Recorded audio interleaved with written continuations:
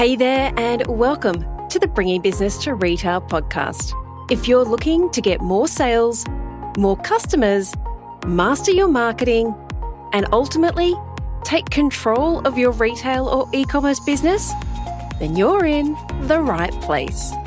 I'm Selena Knight, a retail growth strategist and multi-award-winning store owner whose superpower is uncovering exactly what your business requires to move to the next level. I'll provide you with the strategies, the tools, and the insight you need to scale your store. All you need to do is take action. Ready to get started?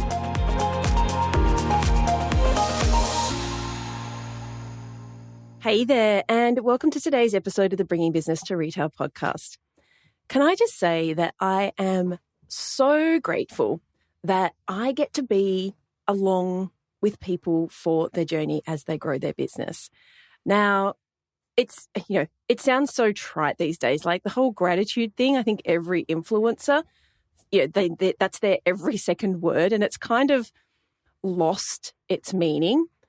But I was sitting down with a friend of mine who is a life coach and just chatting to her about potentially bringing a life coach into our business to help our retail and e-commerce store owners with some stuff that's happening in their life that maybe isn't business stuff. And one of the reasons I don't call myself a coach is I'm not a very good coach. Like, I'm a strategist. My brain thinks in dot points. My brain is constantly looking at the next steps. And coaches really need to be in the moment and actively listening and thinking about what the other person needs without them knowing, if that makes sense. Whereas I'm like, okay, here are the steps to make the thing happen.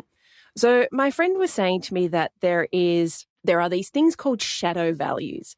And we talk about our golden values, which is the way that we kind of work in the world. But then there are these shadow values, which often have a negative connotation. But if you know what they are, then it will often help you see errors or repeat pattern behaviors that you're doing in your life and why you do them. And those shadow values are attention, belonging, control, sexuality, superiority, validation, and money. And each one of those has a golden value. So you can go and look this stuff up. But essentially, there is a way that you are perceived or a way that you act, and behind that is the reason why. So when she told me this, I'm like, look, I already know mine. Like, I can tell you what mine is right now. Mine is validation. Like, that's the thing that fills my cup, being able to see the results of the things that I have achieved or the people that I have helped. And the golden value that is attributed to validation is inspiration.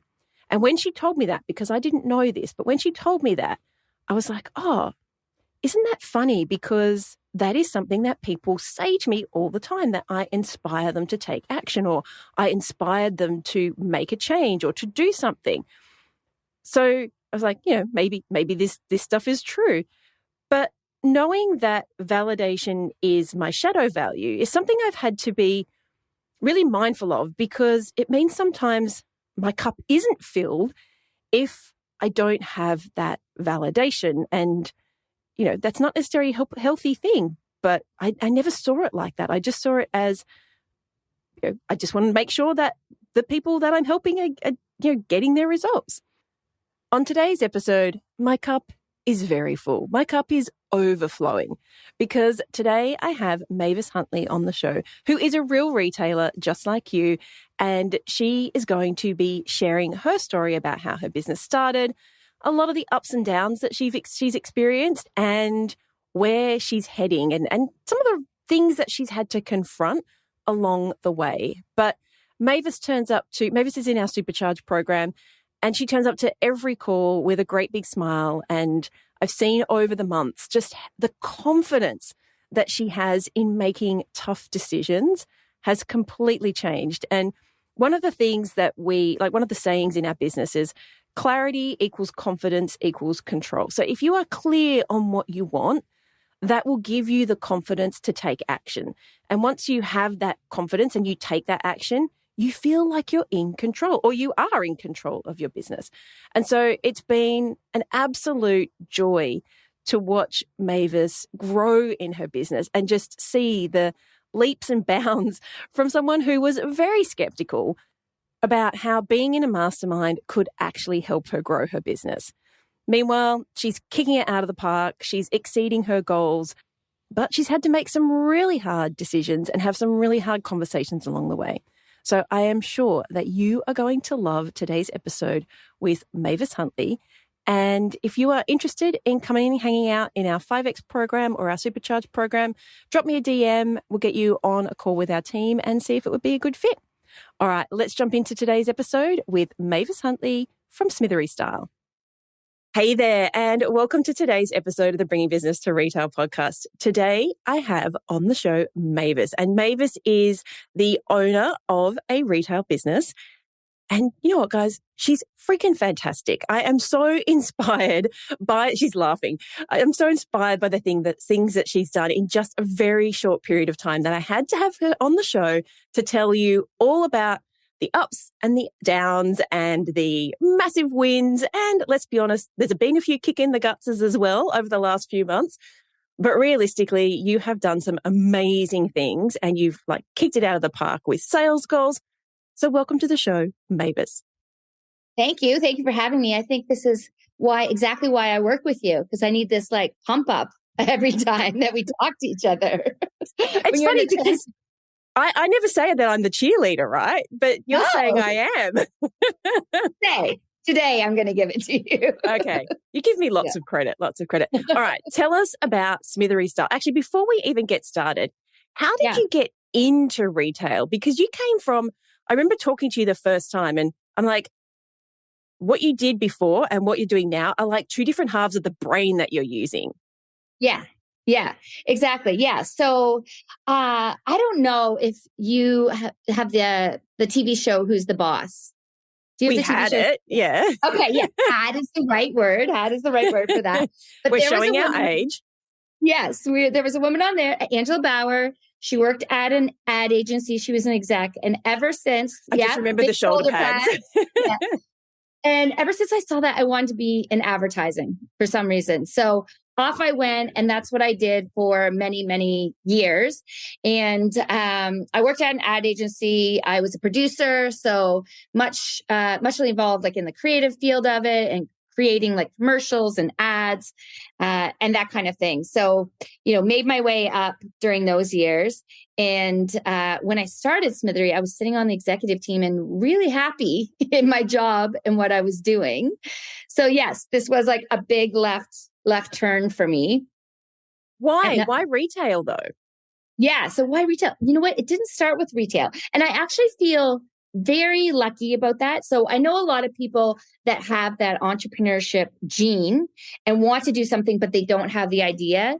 Whereas the idea came to me and I feel extremely lucky about that. So how it all started is I was, working as an exec in this ad agency. I had 20 plus people, reporting into me, was doing really well in my career. But yet I didn't feel confident every day. I was, kind of fumbling around every day. And I soon realized that it went right back to the moment when I was getting dressed in the morning. So I would stand in front of my closet. I was going to say, was it shoulder pads? Did you need shoulder pads? That's where I went wrong. I was wearing Angela Bauer fashion too. So I stood in front of my closet, not liking anything in it, just grabbing something. And it basically set the tone for the rest of my day. Mm-hmm. And what happened is at work, there was a very stylish coworker. We actually started the company together in the beginning. She no longer, she left a few years ago and I'm running it now. But she was taking styling courses on the side. And she started giving me these tips and tricks. I haven't even explained what Smithery is, but this is gonna. We'll get there. Yeah, we'll get there. But she started giving me tips and tricks on how to dress. And it changed everything about my day. Because at the time, I didn't like shopping. I didn't have time to shop. I'd buy off the mannequin. It wouldn't look like that on me. So once I started following these tips and tricks or rules, my entire closet changed. And I would go to my closet in the morning, find pieces that I love, feel great in them. And I realized it changed my entire day. So that confidence sort of led me throughout the entire day. And then I thought, there must be more women like me out there. And voila, Smithery was born. Yeah. So I have a really, I don't know if this is just a me question, but Yeah. when she was giving you these tips, Yeah. did you feel a little bit hurt? Like, were you like, oh, thanks. But and inside you were kind of dying, or you were like, oh, thanks, give me more. Yeah. I was more on the side of thanks, give me more. Like I always knew I wasn't fashion forward. Like I was a hoodie and flip flop kind of girl. Yeah, that's me. Yeah, right. And then, but my career was sort of moving beyond that and I had to adjust. So yeah, no, I was like, give me all the tips. And because they were working, that I had feeling, I felt so much better. And I was like, oh yeah, this does look better. Right. Like then you start to trust someone. So yeah, I was all for it. I did not feel hurt in the least. And do you know what? Maybe like nowadays, Yeah. it's like now you can turn up to work in hoodies and flip flops because, the whole creative space that's super cool. I don't know if that's a good thing or a bad thing, but yeah. Regardless of that, the fact is you have a thriving business now. So you said, and then Smithery was born. Tell us a little bit more about that process and what is Smithery? Yeah. So I'll start out by telling you what Smithery is today. So the concept started out, it was shop by shape. So we found out early on, being the good advertising executives that we did our research and we found out that only 1 in 10 women knew what their body shape is. And that's really the key to finding cuts that fit and flatter and make you feel good. So that was our hook when we started. And so what we introduced was shop by shape. So the concept of Smithery was we would help women figure out their body shape, give them tips and tricks, and then curate collections of clothing each season that flattered those different body shapes. At the end of the day, and we started out, it was just supposed to be a website. So I'm sure we'll go into that. But what we wanted women to do is to be able to go onto the website, use our shape finder, figure out their body shape. And once they knew that, they could punch it into the website. And for example, if you were an A, because we got rid of those awful fruit, none of us want to be a banana or a pear. So we have 5 letters. And if you were an A, then it would pull up everything that's good for an A. Essentially, we wanted to make shopping for those women that did not like it or didn't have the time as easy as possible in terms of that. Then, so you said originally started as a website, but now, now you're expanding. So tell us, but that has come with quite a few hiccups. So let's talk about, how did you decide that I'm going to do this in person to begin with? Yeah.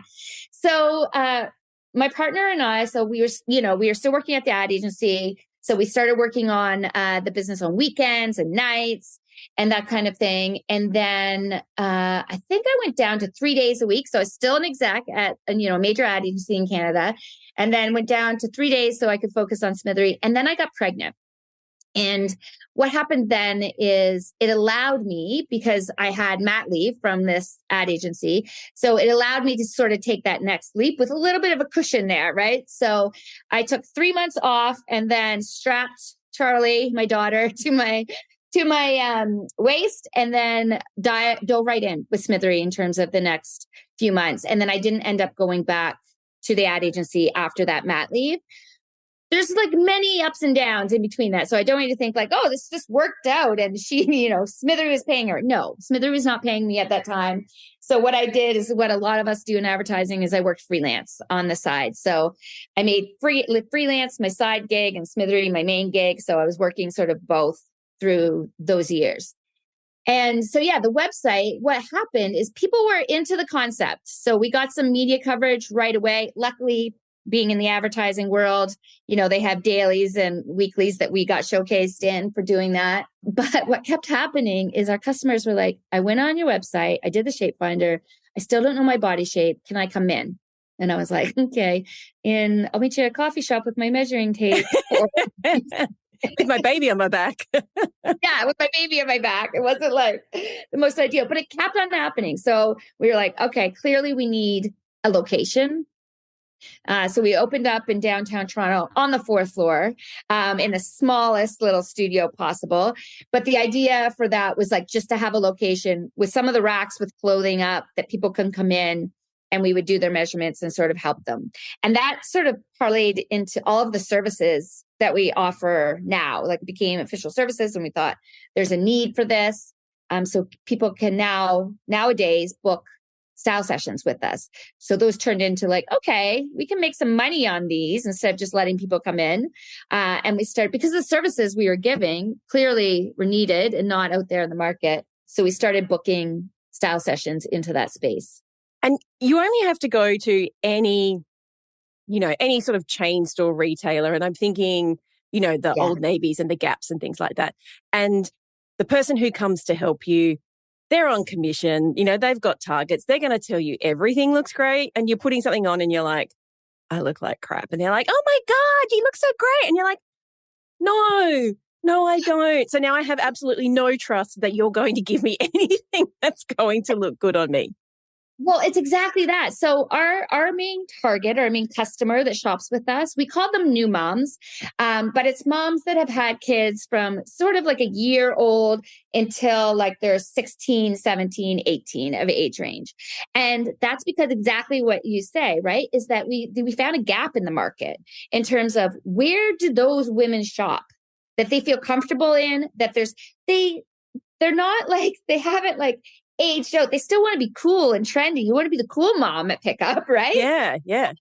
You still want to know what's happening, but it doesn't mean you have to, but you want to age appropriate, I feel like, or lifestyle appropriate, even more so, because you've got kids and you're more active and you're doing different things and the clothes need to be more durable, essentially. So yeah, that definitely, right? Like helped us because I would go into Aritzia, it's a major chain that we have here, and it's like teenagers bringing me crop tops. And I'm like, do I look like I wear a crop top? Do I look like I wear a crop top? And saying this looks good. And like, it doesn't look good. Doesn't look good. All right.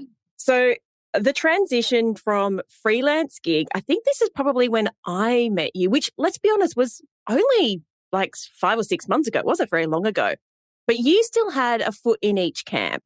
So can I ask you, what was the thing that made you go, I am all in? So it's funny. So I talked about having a partner before, right? A business partner. That kind of crumbled in 2019. So it's interesting. This is a lesson for anybody, listening to this right now. We were very good about having the tough conversations in the beginning to create a shareholder agreement that thought through all of these things. And at the time, everything is like rainbows and butterflies and you don't think anything bad will ever happen. Great. Yeah. But great. Good on you, because so many people don't do that. And it was terrible. The conversations were terrible. I remember Rena and I meeting and we would like do everything else on our to-do list. And then we like shove that to the end. We would never get to it. So then we had to flip the switch and be like, we have to tackle this first. We have to have these hard conversations and then we'll go into the rest. What happened is she had a baby. Neither of us had kids when we started. And what she realized is that she didn't want to do this after she had a baby. So that was a really tough time and probably shook me the most during my years of Smithery. We're about 8 years old now. And so I had, like you and I have talked about this, and I'll try not to get teary-eyed about it, but it was funny. When I started Smithery, what I always had in the back of my mind is that I had my house. I'm like, if everything goes, because we bootstrap this ourselves. So I'm like, if everything goes belly up, I can sell my house. Like that was sort of the thing that would get me through. And never thought I'd have to do it. But yeah, so I had to buy out Rena to save Smithery. And I think that was the day that I realized, like, I am all in on this. Like I sold my dream house, bought her out of it, split up with my life partner at the same time. Because why not combust your whole world at the same time? And so there I was, a single mother, in a rental. But I was so happy because I was like, this was the moment that it taught me that this is exactly what I want. It's one of those situations. My husband and I have this conversation and we call it the FU money. And so he did something very similar. So I don't know if you know this, but my business, when I had the stores, got to a point where we needed a big cash injection. But I'd now been in business so long that banks don't want to give you the money because anyway, global financial crisis, all the things. So I sold my investment property. And so I had this big chunk of cash. And I remember being at the store one day and my husband turns up and I'm like, what are you doing here? He's like, I quit. um, what? Like, we've not had this conversation. He's like, I quit. We've got the FU money now. Like, we have enough money to live off. Like, I'm going to get another job. Like, but we're okay. We have this cushion. And making a big commitment like selling your property, it really puts everything into perspective, because now you're like, this money runs out. Like, I have to be very, very mindful about what I spend my money on. But can we just like rewind for a second? Because I'm thinking, like, I know a little bit of the ins and outs of your business. Why did you have to sell your house to pay her out? Because surely the business, like, I'm not going to be rude here, but the business wasn't worth a lot of money back then. Yes. But when you have no money, it's worth some money. Yeah. Because I'd put in everything into it already. Right. So this was sort of, and, we were using lawyers. Like, it wasn't like the cleanest, nicest break, even despite we had all that.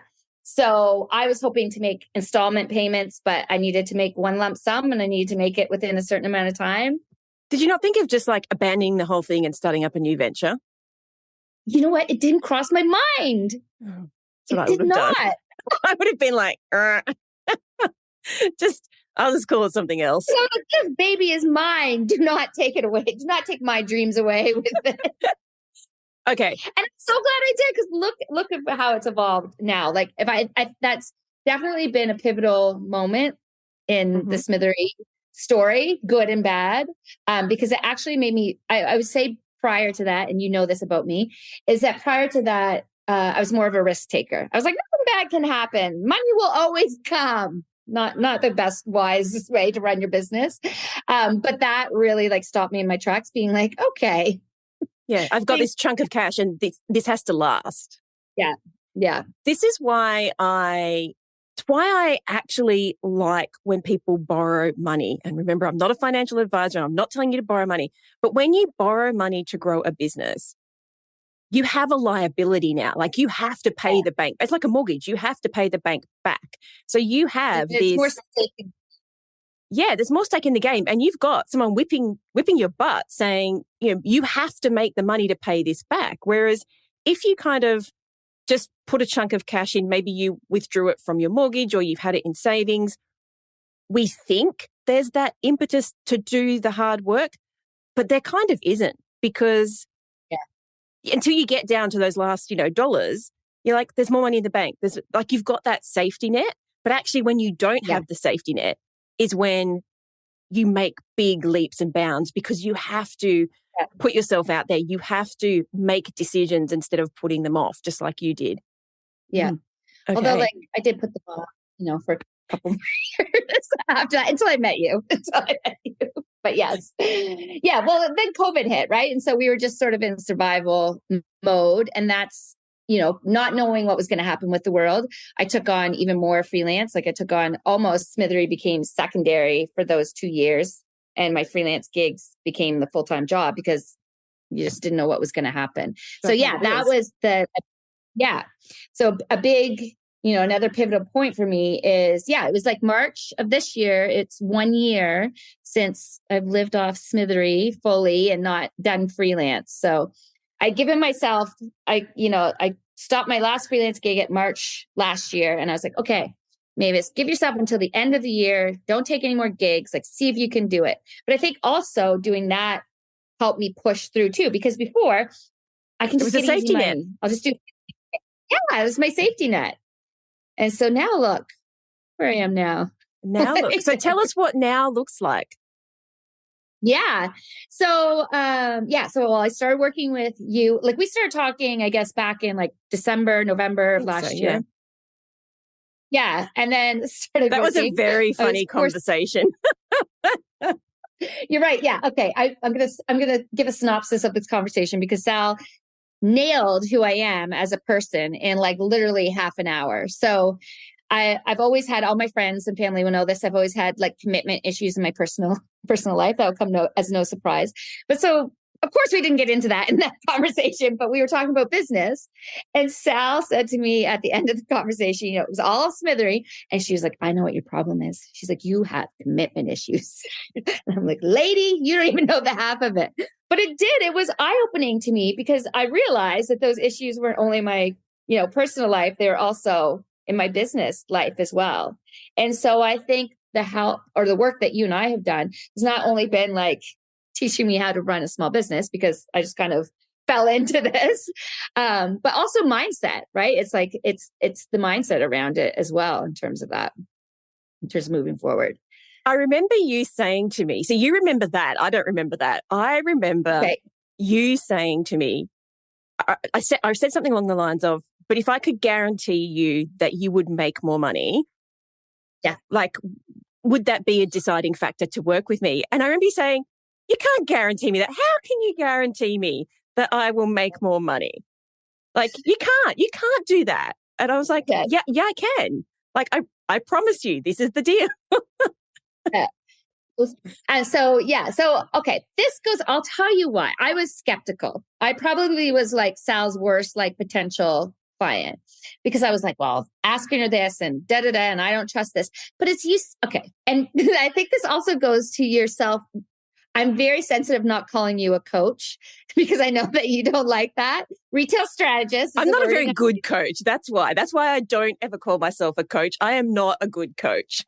Right. But you see on the internet right now, there's this whole trend, right? Of everybody's a coach. Everybody can help, right? So I'm like, how do I know that you can really help me when all these other people are saying that? But that was the guarantee. That was what was different. And then what happened? It happened. So tell us what happened. Let's talk about how Mavis has made, I don't know, I'm going to go with like $30,000 in cash, record best months ever. Tell us, because, you've told us about it. And let's be honest, there's been some kick in the gutses in there just recently. It's not all, like you said, not all unicorns and rainbows. Yeah. I think that's been, Okay. So yes, you were right. You got my money back. I got my money back there. So for me, I think I was putting my head in the sand, right? So I knew things were bad at the end of the last quarter of last year, just like a lot of small businesses. And I felt like I was hitting my head against a brick wall in terms of, I've tried everything. There's nothing else to try. This is it, sort of thing. This might be the end of Smithery. And so when we started meeting, wasn't it? There's many other strategies to use. But I love how you make us focus on one of the pillars, right? So I was jumping around everywhere in the business, not acting like a CEO, but more so because I was so desperate for cash flow that I thought I had to do everything in order to save money. I was like, I can't afford to pay somebody this much money. I have to do it. When essentially, like, once I changed that whole mindset, which you showed me, you're like, okay, if you get somebody to do shipping the orders and some of that stuff, then you can focus on growing the company. I literally 3 months ago probably didn't think that was possible. I was like, I don't even know how that's possible.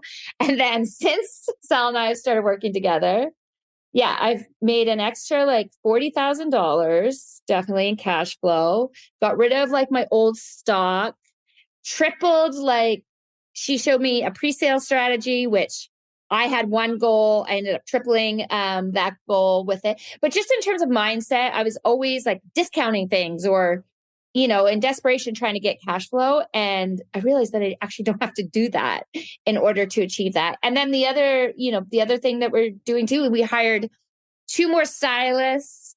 So we only had myself and another one. So I was running myself ragged with that.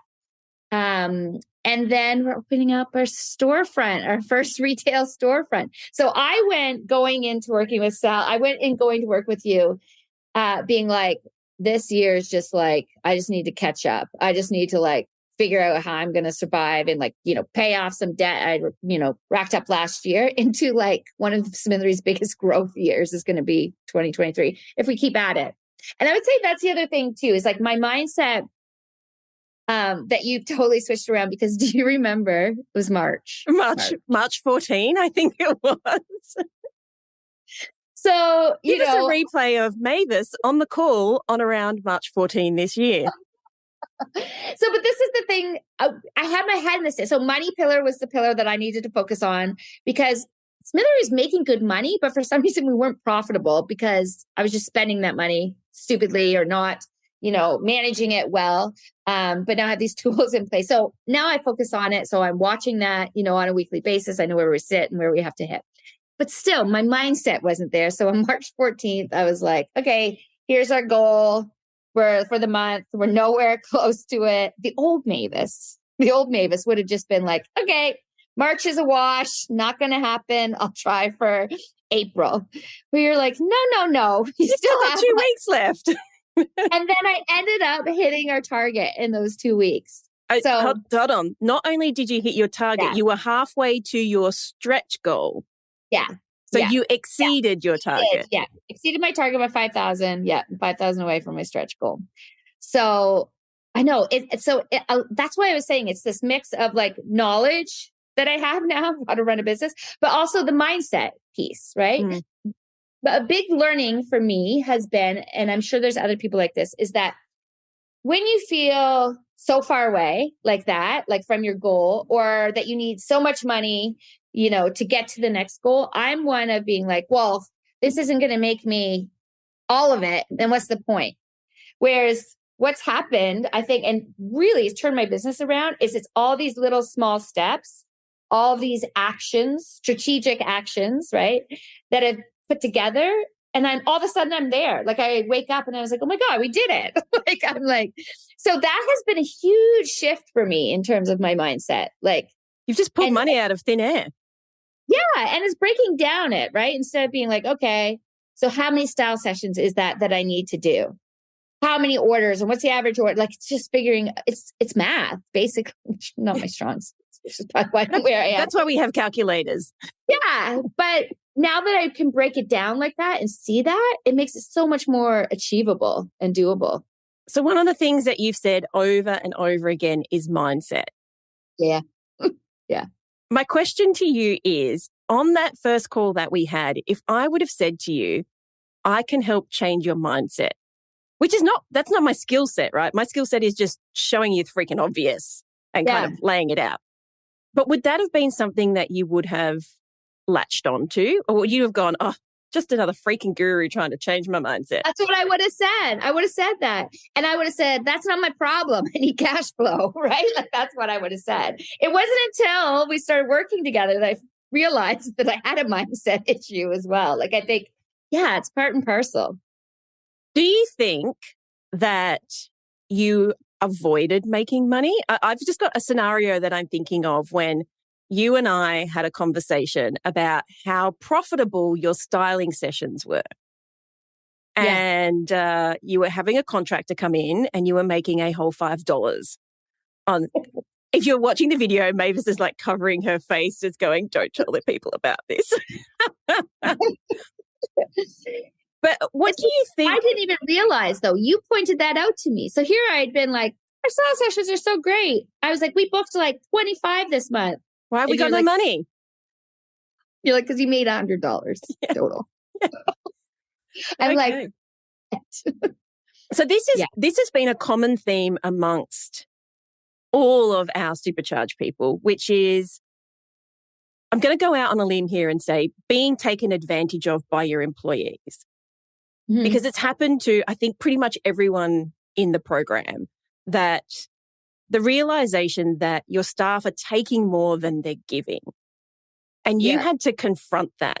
So can you tell us a little bit about like what was going through your mind when you realized you were making $5 off somebody's services and you're like, we have all this money coming in, but we have no cash. And then we've realized that this was the problem and it didn't go very smoothly at all, did it? No, they're hard conversations to have. And here's the thing is I'm going to take accountability for how we ended up there. When I have abundance, I want to share that abundance, right? Like, I want everybody to be happy and I want, and I'm like so grateful that they're even like working for me or helping me. That doesn't make a profitable business. And so that was my mindset. Like you have really great women that work for me, right? That I respect and are very skilled. Yet I had to review everybody, how much I was paying everybody, because that was where my leak was. Like, so when I had my spreadsheet that I now saw, it all broke down, on a weekly, monthly basis instead of yearly, I could see where those money leaks were. And here it was. And I was like, why is this the case? So yeah, I had to so here, women that I still wanted to work for me, that I respected and needed, I had to have those tough conversations with them to be like, okay, I can't give you bonus anymore. Like that's not happening. I'm taking that away.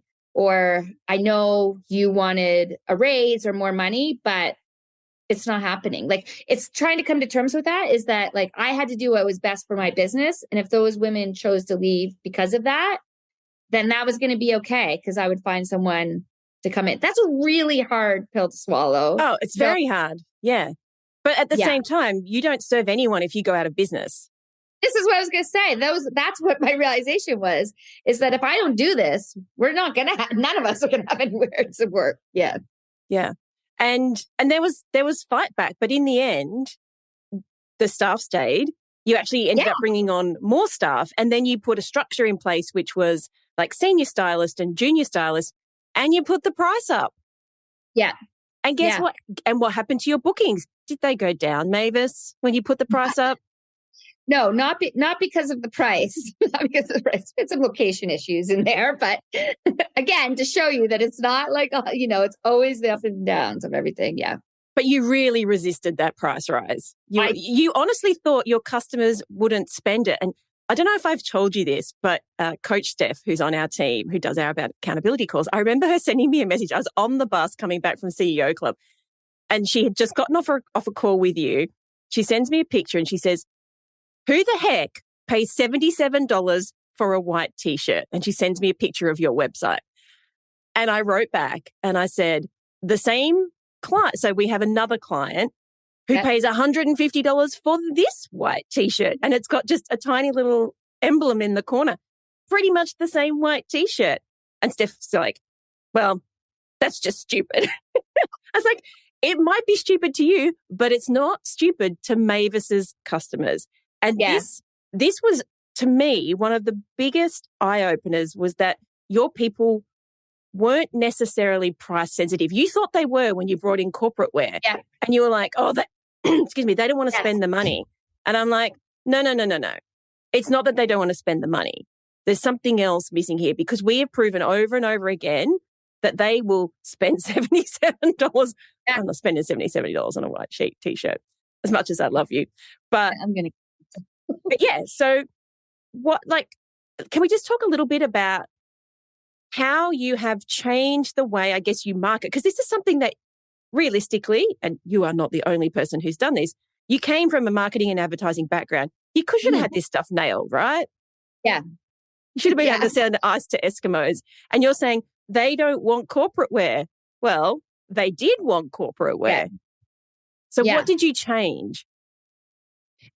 Yeah, I think for me, I think it's putting and I think a lot of shop owners get caught in this, is like buying what you want all the time, right? And your style and your, like the amount of money that you would spend. No, we really focused on who our target was, instead of trying to please everybody. So that, the customer that I talked about earlier, we've really honed in on that customer, and are talking to her in terms of that. And so that has sort of led us. And now I feel like we've so many loyal customers. That's the beauty of being around for a bit longer, is I have certain customers sort of in my mind when we're, marketing and selling things, because they represent sort of that scale of it. So that's uber helpful too. But I think when you went right back to the beginning of this conversation, you said the whole reason for starting Smithery was to give people a really easy way to shop. Yeah. That's one of the things that you've started readopting into your business, is how do I put these things together to make it easy for people to shop? Yeah. And that has been, you're right. We have really focused on that. Like, what as a consumer will help them shop easier in Canada? So what's definitely moved the needle for us is because we represent different body shapes. So we have 5 different body shapes. And so what we do on our social, on our Instagram, is we have try-ons every day. So when new arrivals come on, we don't just put them on the website. We try them on the different body shapes. So, and we use the same person each week. So there's that consistency that people get to know. And they know that like, okay, my body is similar to Susan's. My body is similar to Mavis's or Taylor's. And so each day we have real women sort of doing those try-ons and showing, and we're being totally honest how we feel about them. So I could love something as an A on Tuesday when I do my try-ons, and then Taylor, who is an O, does her try-ons on Wednesday and will love something else and not love the thing I tried on. And so we're really open and honest, and that's like we see the journey that our customers take in terms of purchases, because the new arrivals will go on the site. We can see people visiting the site, looking at them. The savvy people, there's a couple, purchases, but you could tell like the people what day they're waiting for the try-ons of who to do that. And then the other thing I pride ourselves on is in our product description. So if you go to a lot of retail stores, they slap the piece up, right? And they say like, here's the size, like give you the basic information. Whereas we tell you what body shape it's wow on, what ones it's also good on. We also do color analysis. So we tell each our customers what seasonal palette like they are and what colors flatter them. So in there, so once they do that with us, they can see in the product description, this color flatters these seasons. And then we say fit in there, like oversized. This is what size Susan wears. This is what size Mavis wears. This is size, right? So it's like, basically we're just coming at it at every angle to say, what will make someone's shopping experience easy? Yeah. And less overwhelmed. That is the word we use all the time. We're like, we want to take the overwhelm out of shopping, essentially. And it because you can't go to a big box retailer and get this. I can't go onto a Gap website and type in my shape and get all the things or my color. Like for me, it's color more than anything because I'm a spring and people don't make this color anymore. They just want those muted mustards and plums and all those sorts of things. And I can literally walk into a store now, and even my daughter's like this. She'll walk in, she goes, "There's nothing for you here. Let's just leave." Like, there's nothing for you. Let's leave. Well, and it's a very good point that you make, because we actually, when we curate our collection, so the brands that we carry and the pieces that we carry, we're not just going out and buying in the season or, for the next season saying, okay, what's cute, what's on trend. That's not our MO. We have like a matrix, like the wholesale reps that we deal with. Like, I'm sure they're like powering when we come in, because we need to make sure, do we have enough bottoms for each of those body shapes over the season? Do we have blazers that flatter each of those body shapes? And then the color. So we're like, we're not bringing just one in. Like, we need to make sure, do we have enough, pieces for spring, like you, right? Yeah. Like over each season. So we're really curating those collections in terms to augment sort of the experience too. And that, to me, that just embodies your whole mission. That's exactly what you wanted to do. So what's the future for Smithery? What's the big vision? Oh, everybody asked me that. I just filled out this form, and that was the thing in there too. Is like, okay, I'll tell you, like my vision is, my 6-year-old, who you might hear coming in and out, is I was like, I'm going to create this company, and it's going to be a family-run company that's going to grow and grow, and I'm going to hand it down to her. And she told me, a couple months ago that it's okay, Mom. I don't want Smithery. So I might have a lot of people think that though, and then it becomes. I mean, if you ever watch any of those shows, like The Prophet and Country House Rescue, all those kind of rescue type shows, quite often the kids feel an obligation to take on the business when they never actually wanted to be there. And what ends up happening is the business gets run into the ground because they're not passionate about the thing. And I can't imagine Lana wanting to come into my business. Although can I just a sidebar here? We were watching Ramit Sethi's I Will Make You Rich. I Will Teach You to Be Rich on Netflix. And I saw that. She was watching it with me, and they were talking about financial planners. And this is like one of those moments when you're like, oh my God, I raised my child right. And she said to me, so if someone had a retail store and they went to a financial planner, because I was explaining how financial planners get commission, she's like, so would they tell them to invest in your program? And I'm like, that's a really good question. But no, because I don't work with financial planners. And she's like, but surely if they're advising someone to buy stocks or shares, they can't guarantee that you will make, do they guarantee you will make money? Like, is that how it works? And I said, oh, no, they don't guarantee. And she said, but you guarantee someone will make money. So how, like, I don't understand. Why would someone invest in something that isn't guaranteed to make them money, but they wouldn't be advised to invest in something that is guaranteed to make them money? I'm like, oh my God, do you want to come and work for my company? That's so good. But she's not interested, right? I know she's not interested. And so that, I mean, if people take nothing away from this conversation, although they should take a lot, is this concept of building a legacy is kind of a defunct vision, because unless you're Chanel or someone like that, it's just not going to happen. Two generations from now, no one's going to know who you are. And that's okay. So then it's like, okay, if I got to get this altruistic, I want to build a legacy out of my head, actually, what do I want? Yeah, like, and I think you know this, but is like, I want to start. We have so much data, so much information. We've met with so many women. I talk about our style sessions as like therapy sessions, essentially. And so, yeah, I just want to grow sort of everything we talked about today. Like, what does Smithery embody? And I think the next step for us, at your store is manufacture our own pieces. So we're going to start out with the best white t-shirt for every body shape. So I'm like, why isn't that out there? Why can't you buy pieces of clothing based on different body shapes? So that's the vision of Smithery. There you go. That's your next big thing. Yeah. Awesome. Okay, I'm going to wrap this up. But before we go, do you have any piece of advice? Because you've been through such a roller coaster over the last 5-6 months. What's your piece of words of wisdom to anyone who is listening here about running their own business and growing their own business? Yeah, I think the things that I have learned, and I've been sleeping better. And, when we first started working together, I didn't sleep very much because I would worry about so much. And to be honest, I worry less. It doesn't mean I have less to worry about, but I'm worrying less. And I think for me, the biggest lesson that I've learned is everybody says this, but I'm going to make sense of this. Perseverance, consistency, but also breaking it down. So for me, right, I can get overwhelmed by oh my gosh, I need this much money and this much inventory is coming in and blah, blah, blah. Whereas now I'm breaking it down to these 90-day segments or 90-day plans or monthly targets. And then even breaking those steps down further. And I think I have seen such success doing that. It's just one step in front of the other. And then all of a sudden you're like, oh, I'm there. I hit that target or hit that goal. But it's definitely changed how I look at things and makes it feel achievable to myself as well.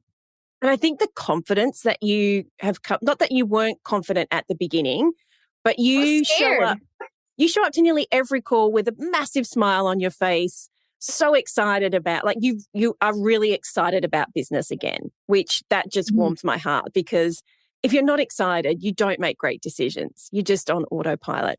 But you're coming in excited about things. But we have bad days. Oh, it's the 14th of the month. I'm not going to hit it. I should just give up right now. It's no. All right. Yeah, so if people want to come and hang out. Oh, before we go, can you tell us about, not everybody's watching on video, but if they are, what is around your wrist right now and why do you have it? Oh yeah. Okay. I'll take off my watch. You can see it. I didn't want it to. Okay. So how we talked about earlier in this conversation about my commitment issues. So on my birthday this year, what I went, and this is it's kind of a joke, but not a joke for me. But so I went and got one of the permanent bracelets that you can get on. So what they do is you go in, you pick out your chain, they weld it together. Because I thought this is a baby step in terms of getting over my commitment issues, is welding a bracelet onto my wrist. But then Sal pointed out too that she's like, and it's such a good reminder that every time I look at it, right, is to keep pushing and to not get caught up sort of in that as well. And it was a reward to yourself for all the hard work that you put in. Yeah, you're right. You were going to buy shoes, weren't you? I know. So caution to the wind, I just did. Yeah. All right, Mavis, if people want to learn more about how to work out what their body shape is and potentially shop with you as well, where can they find you? Yeah, so head on over. If you're on Instagram, it's at Smithery Style, and that's SMITHERY style. Same thing for our website, so it's smitherystyle.com, and the same for Facebook as well. Awesome. Thank you so much for sharing your journey. I'm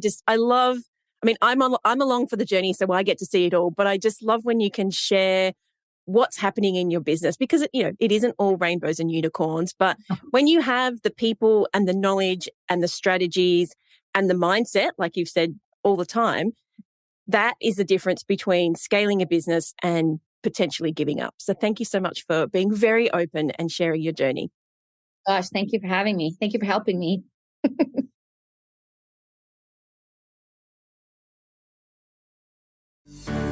So that's a wrap.